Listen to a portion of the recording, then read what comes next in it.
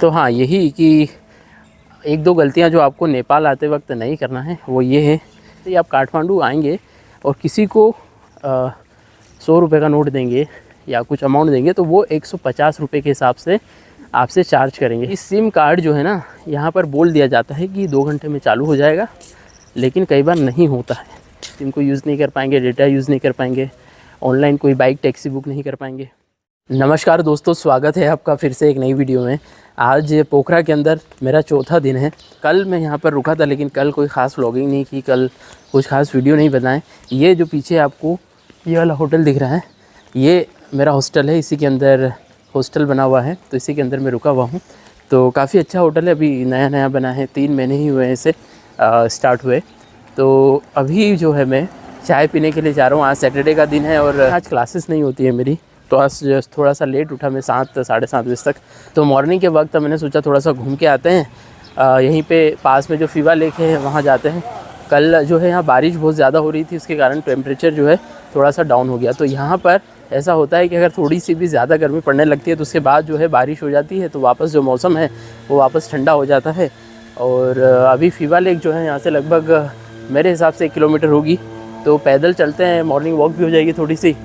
और बस चलते जा रहा हूँ मैं आगे। तो कल मुझे निकलना था असल में, यहाँ से चेकआउट करके इंडिया के लिए निकलना था, और सनौली बॉर्डर क्रॉस करके गोरखपुर से जो इंदौर के लिए मेरी ट्रेन थी, या गोरखपुर से खंडवा के लिए जो मेरी ट्रेन थी, उसमें रिज़र्वेशन ही नहीं हो पाया।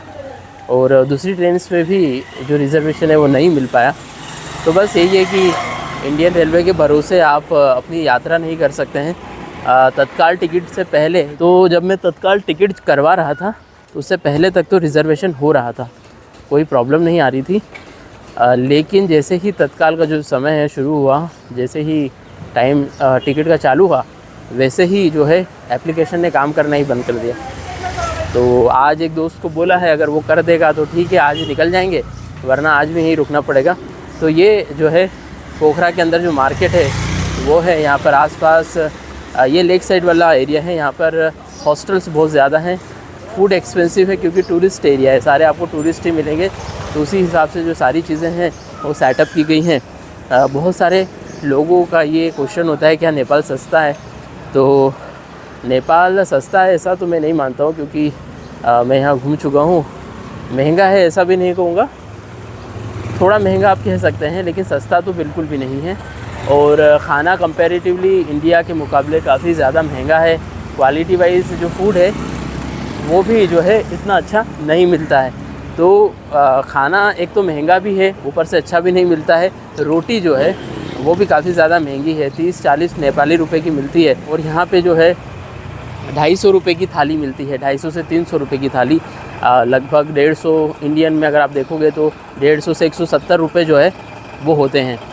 तो खाना जनरली इतना ही महंगा है। मुझे यहाँ पर एक जो लोकल नेपाल के जो एक भैया हैं मेरे साथ हॉस्टल में रुके हुए हैं, वो यही बता रहे थे कि नेपाल में जो खाना है ना वो इतना ही है। आप टूरिस्ट एरिया में हो या आप कहीं दूसरी जगह भी, नेपाल में जो थाली है वो इतने की ही मिलती है। लगभग 250 से 300 रुपये के बीच में जो थाली है वो मिलती है। तो ये लगभग ये मान लो कि 170-80 रुपये करीब हो जाते हैं इंडियन। तो ये लगभग जो है वो 170-180 रुपये हो जाते हैं, और ये एवरेज कॉस्ट है। अगर आप अच्छे रेस्टोरेंट में जाएंगे तो 400, 300, 400 नेपाली रुपीज़ में मिलती है। तो खाना मेरे को यहाँ पे थोड़ा एक्सपेंसिव लगता है, लेकिन इंडिया में हमको पता है कि 70-80 रुपये, 100 रुपये के अंदर भी बहुत अच्छा खाना जो है वो कई बार मिल जाता है। तो खाने के हिसाब से अगर देखा जाए तो ठीक है। आप यहाँ कुछ समय के लिए आए हैं, खाना खाने नहीं आए हैं, तो आपको थोड़ा सा एडजस्ट तो करना पड़ता है। मोस्ट ऑफ़ द रेस्टोरेंट में जो रोटी है वो ऑर्डर पे बनाई जाती है, और ज़्यादातर जगहों पर रोटी बनाई नहीं जाती है। थाली में जो है रोटी नहीं मिलती है, ऐसा भी मैंने देखा है। तो काठमांडू में भी ऐसा ही हुआ था कि थाली अगर आप ले रहे हैं तो एक तो वो 200-250 रुपये की थाली देते हैं नेपाली रुपीज़ की, और फिर आपको अलग से 30 रुपये की रोटी अगर आप खाना चाहते हैं तो वो आप ले सकते हैं। तो दाल भी थोड़ा नेपाली अलग होता है। ठीक है, खाने की बात तो अपने आप में अलग है, लेकिन मैं यही बता रहा था कि इंडियन रेलवे के भरोसे आप अपनी जर्नी प्लान नहीं कर सकते। अगर आप सोच रहे हैं कि उस दिन आप बुकिंग करेंगे और हो जाएगा, और क्यों नहीं ट्रेन्स बढ़ाई जाती है, क्योंकि मेरे हिसाब से अक्सर ऐसा होता है। कई बार तो मैं जब घर से दिल्ली के लिए निकलता हूँ और मेन रूट है इंदौर से दिल्ली का, कई बार ट्रेन की टिकट जो है वो बुक नहीं हो पाती है। लगभग 3-4 दिन तक वेट करना पड़ता है, लगातार रिज़र्वेशन करते रहना पड़ता है, 1 मिनट का टाइम है। तो गवर्नमेंट को अगर जो स्टूडेंट हैं, कई बार ऐसा होता है कि बहुत अर्जेंटली जो है लोग ट्रैवल करते हैं, कई बार एग्ज़ाम देने के लिए एक शहर से दूसरे शहर जाते हैं और बहुत सारे कामों के लिए इधर से उधर ट्रैवल करते हैं, लेकिन रिज़र्वेशन नहीं हो पाता है, टिकट ही नहीं मिलती है, सीट ही नहीं मिल पाती है। और कई बार तो कुछ ट्रेनें ऐसी होती हैं जहाँ पे 2-2 महीने पहले ही जो लोग हैं वो टिकट जो है अपनी बुक कर लेते हैं। तो इसी स्थिति में अगर आपका प्लान सडन बनता है तो फिर आप इंडियन रेलवे के भरोसे नहीं रह सकते हैं, और अगर आपको एग्जैक्ट डेट पर पहुँचना है तो भी नहीं रह सकते। तो क्या था कि मैंने सोचा कि गोरखपुर में रुकने से अच्छा है यहीं पे थोड़ा सा रुक जाते हैं, थोड़ा हॉस्टल भी इतना ज़्यादा कुछ महंगा नहीं है, ठीक है, खाना ही थोड़ा महंगा है, खा लेंगे। मैंने सोचा कि ठीक है यहीं रुक जाते हैं। कल तो कहीं एक्सप्लोर भी नहीं किया, बारिश हो रही थी, और मैंने सोचा कल रेस्ट कर लेते हैं। काफ़ी समय से घूम रहा हूँ मैं, लगभग आज मुझे 20 से 25 दिन हो गए लगातार ट्रैवल करते करते। शिमला मनाली गया, फिर मैं इधर घूमने आया, काठमांडू गया। काठमांडू में भी काफ़ी घूमे हम, तो थोड़ा मैं थक गया था, तो मैंने सोचा थोड़ा सा रिलैक्स कर लेते हैं। तो कल कहीं पे मैं घूमने के लिए नहीं गया था, लेकिन आज सोच रहा हूँ कि एक जगह कहीं जाऊँगा मैं। जो सिंगिंग बॉल इंस्ट्रक्टर थे उनसे भी मेरी कल मीटिंग हुई थी, तो उन्होंने बोला कि आप यहाँ पर आइएगा और जो है आप अगर चाहो तो हमारे स्टूडेंट्स जो हैं उनको योगा सिखाइएगा। कोई बात नहीं, चौथा दिन है तो आज ऐसे ही रिलैक्स होकर थोड़ा सा घूमते हैं। कई बार हम टूर जब प्लान करते हैं तो पहले ही जब प्लान कर लेते हैं कि यार अगर मुझे पहले पता होता कि मुझे यहाँ पे 4 दिन रुकना है तो फिर मैं आराम से इस पोखरा को देखता, लेकिन हमने उस दिन स्कूटी हायर कर ली, बहुत सारी चीज़ों को एक्सप्लोर कर लिया। उतना ज़्यादा कुछ खास इतना बड़ा नहीं है कि बहुत बड़ा है, आपको घूमने में टाइम लगेगा। अगर आप पब्लिक ट्रांसपोर्ट के भरोसे रहेंगे तो हो सकता है उससे आपको टाइम लग जाए, लेकिन अगर आप एक स्कूटी कर लें, ये देखिए यहाँ पे जो नाश्ता है वो मिलता है, तो सारा इंडियन ही फूड है, आसानी से अवेलेबल हो जाता है। समोसा मिलता है, जो भी खाना है आप यहाँ पे खा सकते हैं। आज एक दोस्त को उठाना भी है, मुझे जल्दी से जाना भी है वापस अपने हॉस्टल, क्योंकि यहाँ पर जो एक सिम कार्ड है ना, देखिए 2-3 गलतियाँ जो अगर आप नेपाल आते हैं तो आपको नहीं करना है। वो ये कि करेंसी जो एक्सचेंज है वो सोनौली बॉर्डर से ही कराना है। अगर आप यहाँ पर आके करेंसी एक्सचेंज कराएंगे तो चलो, तो ये जो रास्ता है वो जा रहा है जो लेक की तरफ। एक जल्दी से राउंड में मार लेता हूँ, क्योंकि जल्दी से हॉस्टल भी पहुँचना है। मेरा जो सिम कार्ड मैंने जो ले रखा है उसमें यूट्यूब चल रहा है, कॉलिंग भी हो रही है, लेकिन व्हाट्सएप नहीं चल रहा है। तो एक भैया मुझे मिले, उन्होंने मुझे बताया कि यहाँ पे 2 तरह के कुछ डेटा मिलते हैं, अलग कोई डेटा देते हैं। ये कंपनी की तरफ से दिया गया डेटा है, तो बोल रहे हैं कि इसमें व्हाट्सएप नहीं चलता है, अलग तरह का डेटा है, इसमें यूट्यूब चलेगा सिर्फ, और दूसरे एप्लीकेशन से काम नहीं करेंगे। तो बिल्कुल ऐसा ही है, सिर्फ यूट्यूब ही चल पा रहा है। व्हाट्सएप में हाई लिख के भेजो तो वो सारी चीज़ें भी नहीं चल रही हैं। ये देखिए अब हम लेक साइड आ गए हैं। ये जो लेक है वो बनी हुई है इधर, ये फीवा लेक। मॉर्निंग का समय है, लोग योगा मेडिटेशन करते हैं, और यहाँ पर भी एक योगा सेंटर जो है वो बना हुआ है। तो भाई यहाँ पर लेक के किनारे घूम रहा हूँ, योगा सेंटर है यहाँ पर। तो कल मैंने एक healing centre, sound and healing centre करके था, वहाँ पर मैंने उस जगह को एक्सप्लोर किया। ग्रुप में मैंने अपना डाल दिया था कि मैं योगा टीचर हूँ, पोखरा आया हुआ हूँ, और कोई सीखना चाहता है योगा तो वो सीख सकता है। तो बहुत सारी इंक्वायरी जो है वहाँ से आई थी। तो कुछ लोग यहाँ से काफ़ी ज़्यादा दूर थे, और जिस समय पे बोल रहे थे सीखने का उस समय पे ऑलरेडी मेरी क्लासेस थी, तो पॉसिबल नहीं हो पाया। टीचर जो थे उनका खुद का यहाँ पर साउंड एंड हीलिंग इंस्टीट्यूट उन्होंने बना रखा है। तो वो बोल रहे थे कि आइए प्रीतेश जी काम करते हैं यहाँ पे, मिल के यहाँ पे अपॉर्चुनिटी ज़्यादा है, इस तरह से खुद ही मतलब पार्टनरशिप में मिल के काम करते हैं। आप योगा टीचर्स ट्रेनिंग कोर्सेज कराइए और अपन दोनों मिल के करते हैं काम। तो मैंने बोला ज़्यादातर तो मेरे जो स्टूडेंट हैं जो योगा टीचर बनना चाहते हैं उनको मैं ऑनलाइन ही ट्रेन करता हूँ, और अच्छा चल रहा है ऑनलाइन, तो फिर ऑफ़लाइन का तो कुछ सवाल ही पैदा नहीं होता। और मैंने ये भी कहा कि ऑनलाइन तो कई बार मैं क्लास कहीं से भी दे देता हूँ। मैंने बोला कि अगर इंटरनेट चलता है तो क्लास मैं यहाँ से भी शुरू कर सकता हूँ, क्या प्रॉब्लम है। कहीं भी रेस्टोरेंट में वाईफाई लेके, एक कॉफ़ी लेके, योगा मैट बिछा के, ये देखिए कहीं से भी जो क्लास है वो शुरू की जा सकती है। ऑफ़लाइन में तो हर जगह अवेलेबल होना पड़ेगा। तो उन्होंने कहा कि यहाँ पे डॉलर्स में पे किया जाता है, और ज़्यादातर जो फॉरेनर्स हैं वो सीखते हैं।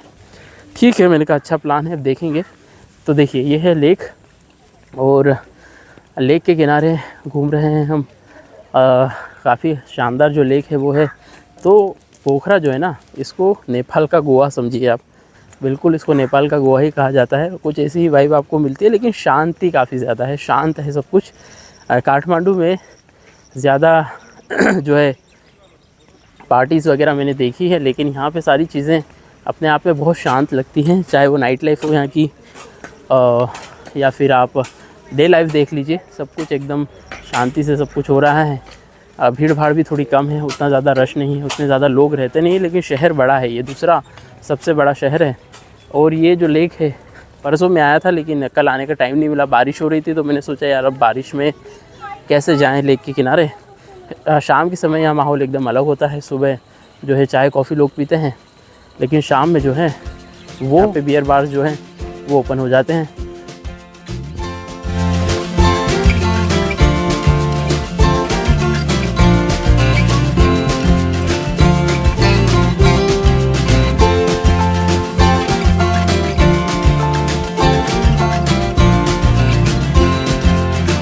शाम को जो है यहाँ पर बोटिंग जो है वो शुरू हो जाती है, और अगर आप बोटिंग करना चाहते हैं तो शाम का जो समय है सबसे बेस्ट है। सनसेट के टाइम पे आप आइए, बोटिंग कीजिए।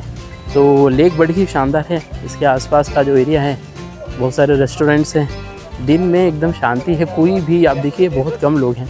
और मेरे हिसाब से यहाँ पर जो नेपाली लोग मॉर्निंग वॉक करने आते होंगे वो शायद 5 बजे आते होंगे, और अभी लगभग 8 बजे है, तो सभी लोग अपने काम पर निकल गए होंगे। और बाकी जो फॉरेनर टूरिस्ट होंगे वो आराम से अपने कहीं कमरे में पार्टी शार्टी करने के बाद रेस्ट कर रहे होंगे, इसलिए देखिए ज़्यादा लोग नहीं हैं। सारी चीज़ें जो हैं अभी ओपन हो रही है। और वहाँ जो उस पहाड़ी के ऊपर आपको वो ऊपर जो टेंपल दिख रहा है वही वर्ल्ड पीस पगोड़ा है। तो वर्ल्ड पीस पगोड़ा भी हम घूम के आए थे परसों के दिन, और उधर ही जो टेंपल है वो बने हुए हैं। यहाँ से अगर आप वर्ल्ड पीस पगोड़ा जाना चाहते हैं तो जा सकते हैं, बोट से भी जा सकते हैं, बोट से क्रॉस करके उस तरफ जा सकते हैं और वहाँ से आप वर्ल्ड पीस पगोड़ा को एक्सप्लोर कर सकते हैं। लेकिन मुझे लगता है कि काफ़ी ज़्यादा ऊपर है यार, मतलब पैदल तो चलना पड़ेगा ज़्यादा। अगर आप एक्सप्लोर करते हैं तो वर्ल्ड पीस पगोड़ा को पैदल काफ़ी ज़्यादा चलना पड़ सकता है। इधर ये देखिए रेस्टोरेंट बने हुए हैं, ये इस तरह से कोई झूला झूलना चाहे तो झूले भी बने हुए हैं। तो हाँ, यही कि 1-2 गलतियाँ जो आपको नेपाल आते वक्त नहीं करना है वो ये है कि अगर आप सोनौली बॉर्डर को क्रॉस कर रहे हैं तो वहीं से जो है आप करेंसी एक्सचेंज कराएं, वहीं से आप अपना सिम कार्ड भी ख़रीद लें, क्योंकि यहाँ पर आने के बाद चीज़ें बहुत ज़्यादा बदल जाएगी। सबको पता है कि आपको करेंसी चाहिए रहेगी नेपाल में। ऐसा नहीं है कि नेपाल में इंडियन रुपीज़ नहीं चलते हैं। अगर आप एक बार बोलेंगे तो नहीं लेंगे, 2 बार बोलेंगे तो नहीं लेंगे, लेकिन तीसरी बार में वो ले लेते हैं, क्योंकि अमाउंट तो उनको लेना ही है। लेकिन आपको रेट से वो नहीं मिलते हैं, मतलब जो रेट आपको लगना चाहिए वो उस हिसाब से नहीं लगाएंगे। जैसे कि आप 100 रुपये के अगर आप जाते हैं सोनौली बॉर्डर पर, तो वहाँ पर आपको 100 रुपये के बदले में 158 रुपये से लेके 160 रुपये तक मिल जाते हैं।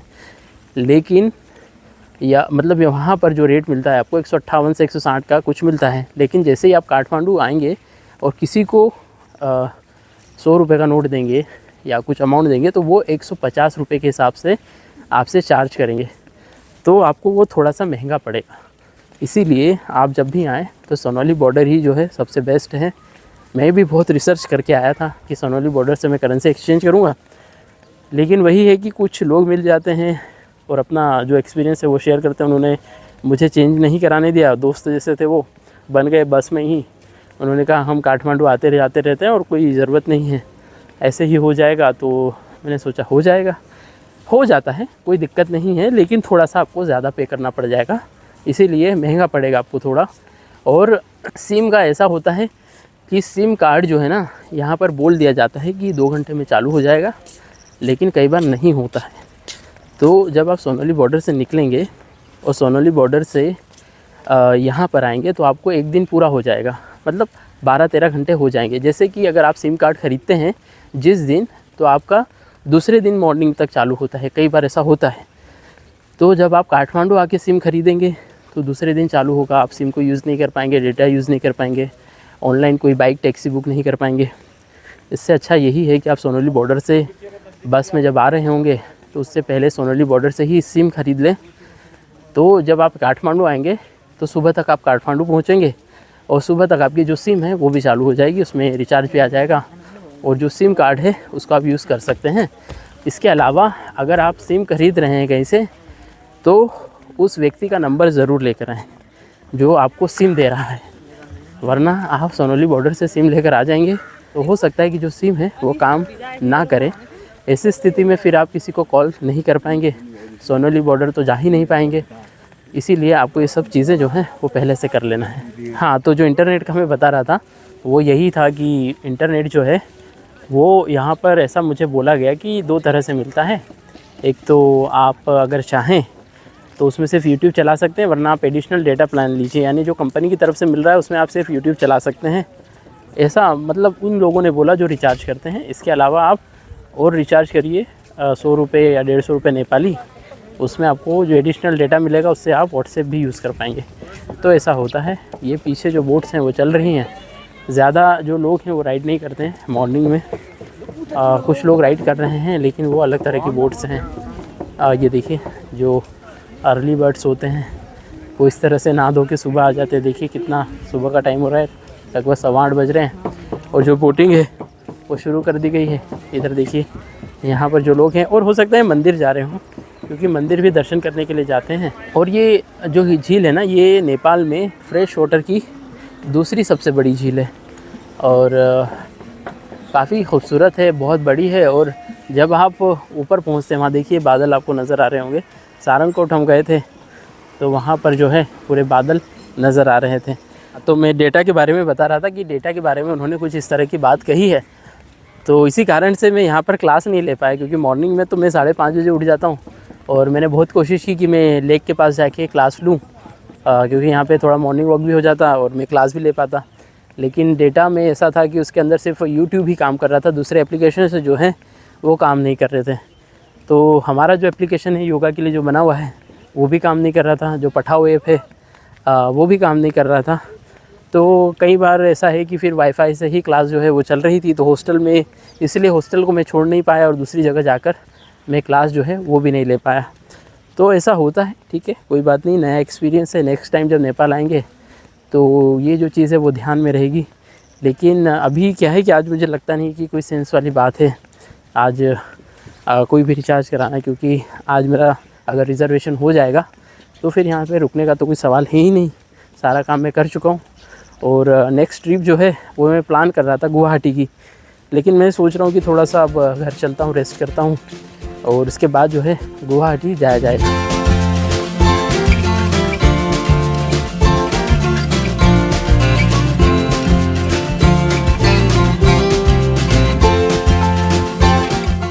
और लेक के किनारे मॉर्निंग वॉक करने के बाद अब हम जा रहे हैं हॉस्टल में।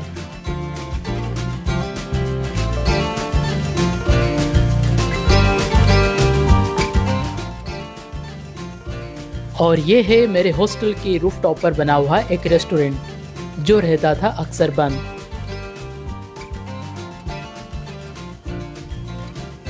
और इसी चीज़ का फ़ायदा उठाकर मैं यहाँ पर रोज़ाना देता था योगा क्लास।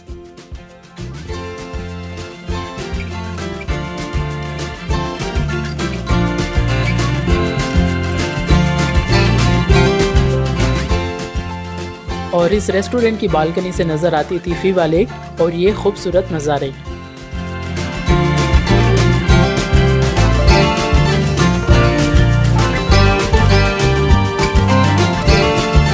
और इस वीडियो को यहाँ तक देखने के लिए आपका बहुत बहुत धन्यवाद।